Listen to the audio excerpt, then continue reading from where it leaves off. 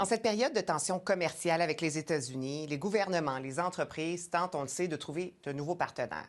Eh bien, selon de nombreux intervenants réunis à Moncton aujourd'hui, l'Afrique pourrait bien être l'un de ces partenaires. Noam Tindjike.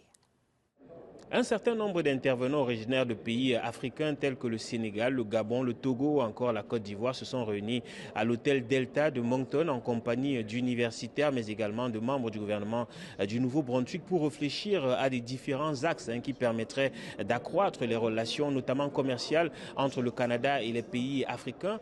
Aujourd'hui précisément, il a été question d'accroître des relations en termes de commerce maritime. On a parlé de commerce, notamment de la viande et des céréales qui seraient des industries dans lesquelles le Canada aurait beaucoup à apporter aux pays africains, sachant que le Canada est en train de prendre du retard sur le continent, vu que les pays européens et la Chine notamment y sont déjà. En Afrique, il y a beaucoup de potentiel. La population augmente. Mais il y a eu beaucoup d'investissements en Afrique ces dernières années pour ce qui est des infrastructures, surtout venant de la Chine. La raison pourquoi que la Chine s'intéresse beaucoup à l'Afrique, c'est qu'il y a du potentiel. Aujourd'hui, le Canada et l'Afrique, justement, commercent très peu. Pour pouvoir être à mesure d'arriver avec une ligne maritime qui fasse du sens et qui est capable, justement, de pouvoir inciter les armateurs à ouvrir cette ligne-là, nous avons besoin de 2000 conteneurs, justement, par semaine au départ du Canada et 2000 conteneurs par semaine, justement, au départ de l'Afrique.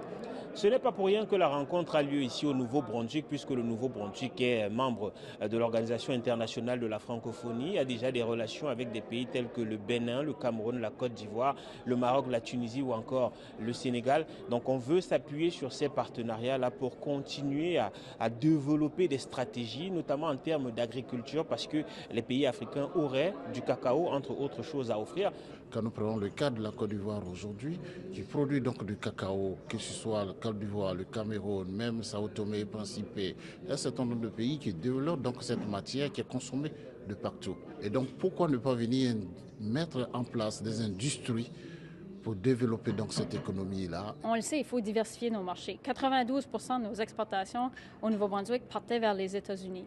Donc pourquoi pas explorer les opportunités avec le plus grand marché francophone dans le monde.